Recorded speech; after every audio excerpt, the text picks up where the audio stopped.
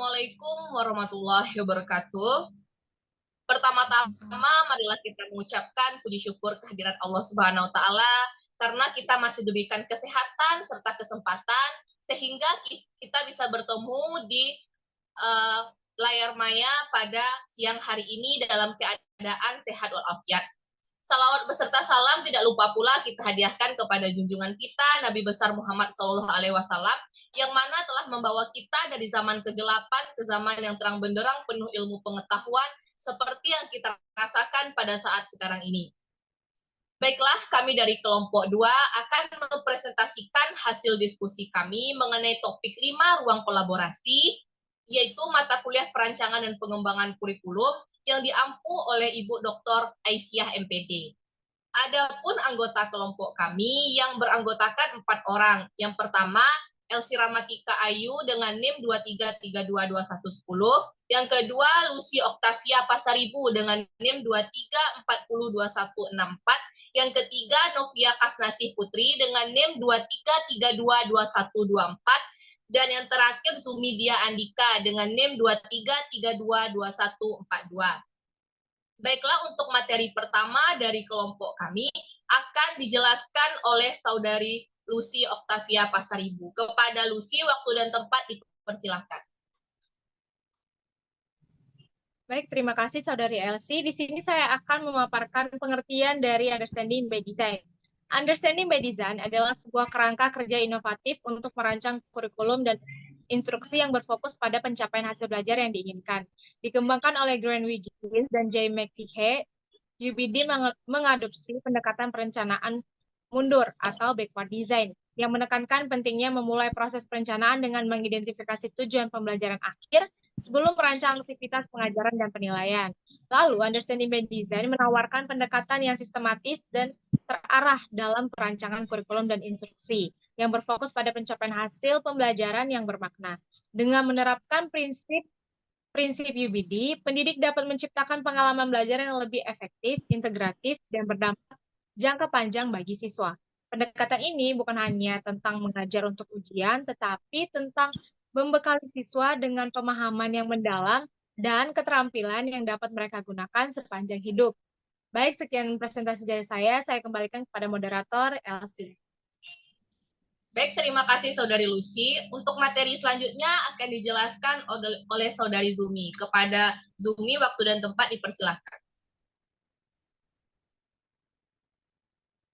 Baik, terima kasih moderator. Penjelasan selanjutnya yaitu pengertian Hook and Haul.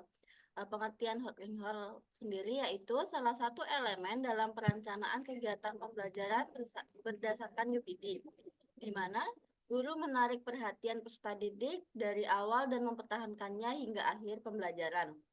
Tahap Hook and Haul artinya mengaitkan peserta didik dalam memegang minat mereka dalam belajar, yang mana maksudnya ialah hak peserta didik pada awalnya dan menahan perhatian mereka.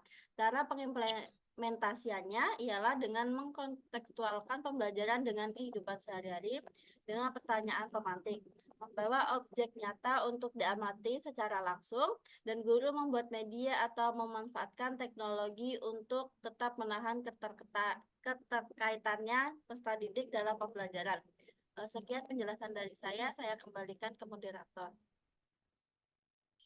Baik, terima kasih kepada Saudari Zumi. Untuk materi selanjutnya akan dijelaskan oleh Saudari Novia Kasnasih Putri. Kepada Novia, waktu dan tempat dipersilakan. Baik, terima kasih kepada moderator. Di sini saya akan menjelaskan mengenai hook atau memancing perhatian peserta didik. Ini melibatkan upaya menarik minat siswa di awal pelajaran. Guru dapat menggunakan berbagai strategi untuk mencapainya, seperti mengajukan pertanyaan yang memancing pemikiran kritis peserta didik. Yang kedua itu menyajikan fakta atau demonstrasi yang mengejutkan. Yang ketiga berbagi cerita atau anekdot yang relevan. Dan yang keempat itu menghubungkan konten pelajaran dengan pengetahuan dan pengalaman sebelumnya pada siswa. Dan selanjutnya itu bagian haul atau menjaga perhatian. Setelah siswa tertarik, guru perlu mempertahankan minat dan motivasi mereka sepanjang pembelajaran. Ini dapat dilakukan dengan cara Yang pertama, memberikan kegiatan yang menantang namun bisa dicapai oleh peserta didik. Yang kedua, mendorong partisipasi aktif dan diskusi. Yang ketiga, menghubungkan tujuan pembelajaran dengan aplikasi dunia nyata. Dan yang terakhir itu memvariasikan metode pengajaran agar tidak membosankan bagi peserta didik. Nah, itulah yang dapat saya sampaikan. Saya kembalikan kepada moderator. Baik, terima kasih kepada Saudari Novia.